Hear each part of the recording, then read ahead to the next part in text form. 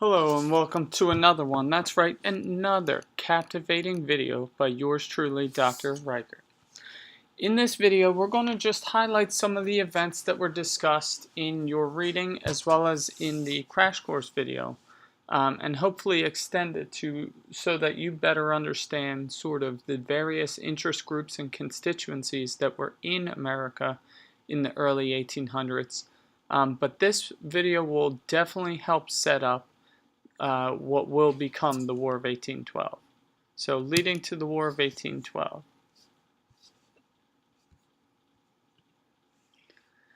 So first, as we discussed, America gained its independence from the British. In 1776, we declared our independence after fighting the Revolutionary War with the famous phrase, taxation without representation is tyranny, said by who? Yeah, that's right.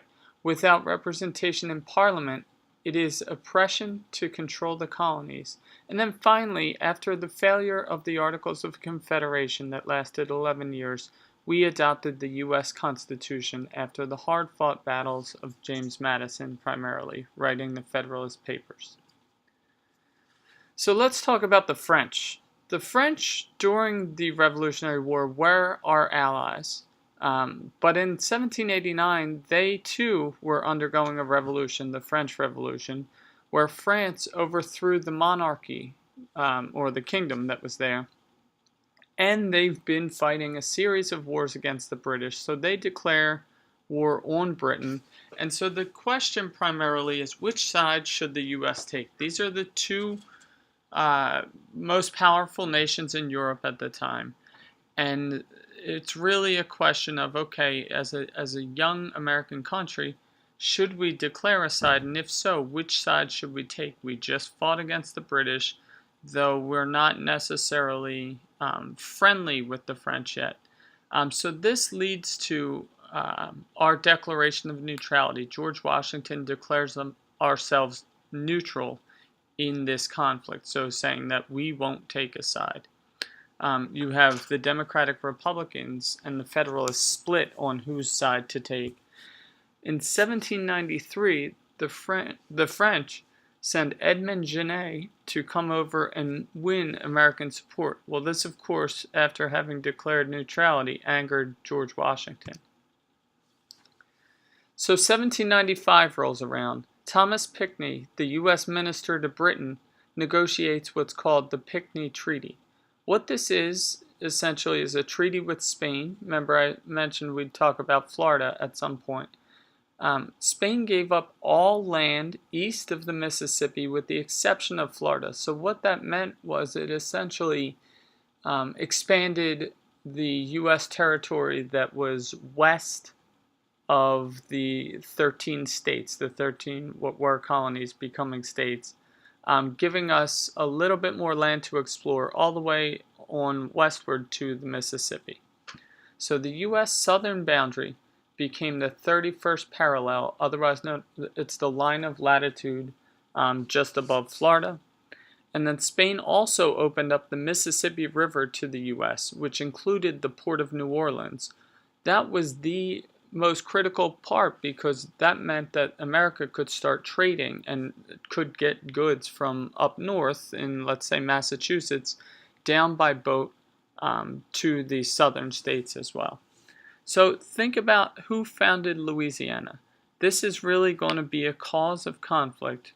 As we've pointed out before, the name Louisiana is a French name. So this is going to come into play very shortly. So the Native Americans, what's going on with them? The Native Americans are in the Northwest Territory. They've occupied British forts, and numerous tribes inhabited the region. So there's a bunch of different tribes inhabiting the region, and Native Americans are definitely being antagonized by the settlers. And then you have Little Turtle, who is a chief of the Miami tribe, ultimately getting into a fight with the settlers called the Battle of Fallen Timbers. Subsequent to that, the Jay Treaty is negotiated. The British agreed to give up forts in the Northwest Territory, However, the result is that the British began harassing U.S. ships and sailors, leading to something called impressment. Now, I know what you're thinking. This is not where you're trying to impress a girl, but it's rather the British were kidnapping American sailors and forcing them to work for the Royal Navy, the Royal British Navy. So after George Washington is out of office, John Adams is elected in 1796. If you remember, John Adams was the vice president to George Washington. So what was typically true was that the runner-up at that time would become vice president. Thomas Jefferson is his vice president and actually loses the election for the second presidency by a very narrow margin. Primarily what happened was the northern states voted for Adams, whereas the southern states voted for Jefferson. If you remember, Jefferson is someone who's really for farming, believes it should be an agrarian society in America. So this leads to something called sectionalism. Sectionalism is where various geographic regions have different interests.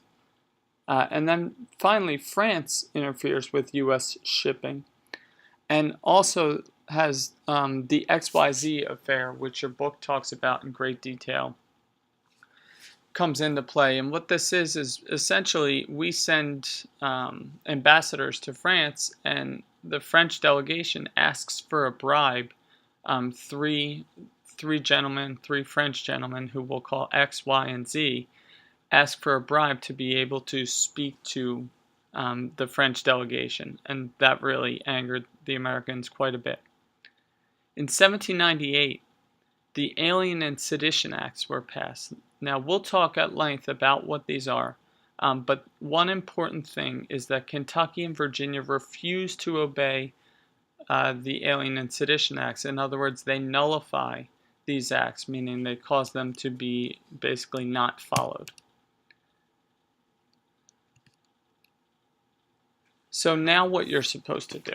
After you've now taken notes on these slides, I want you to use the other link that's embedded in On Campus and watch the TED-Ed video, The Historical Audacity of the Louisiana Purchase. After watching, as we've done in the past, answer the think questions.